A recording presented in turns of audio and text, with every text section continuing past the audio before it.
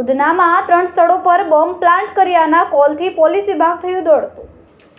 ગત મોડી રાત્રે મળેલા કોલ બાદ ઉધના પોલીસ સહિત પોલીસના ઉચ્ચ અધિકારીઓ થયા હતા દોડતા। પીઆઈ, એસીપી, ડીસીપી સહિતના પોલીસ ઉચ્ચ અધિકારીઓ દોડતા થયા હતા। પોલીસની અલગ અલગ ટીમો દ્વારા મોડી રાત્રે ઉધનાના 3 સ્થળો પર તપાસ કરાઈ હતી।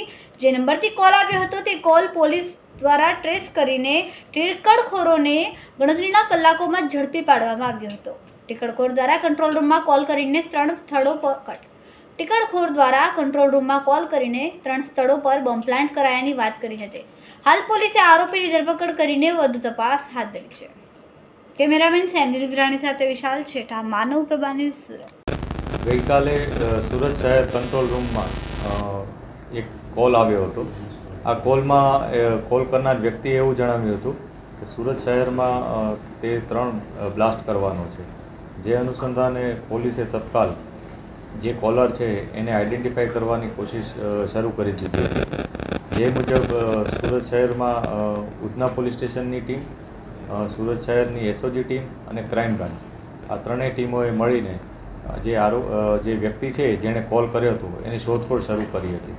તેના માટે આ ત્રણેય ટીમોએ એકસાથે મળીને આખી રાત ઉધના શહેર પોલીસ સ્ટેશન વિસ્તારમાં જ્યાં એની ઇન્ફોર્મેશન આવી રહી હતી ત્યાં કોમ્બિંગ કર્યું હતું અને એની આરોપીની શોધખોળ શરૂ કરી હતી।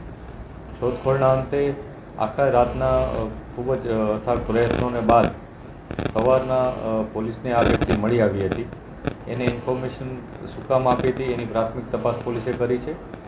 એણે આ પ્રકારની વાત કરવા પાછળનું એનું કારણ જાણ્યું છે।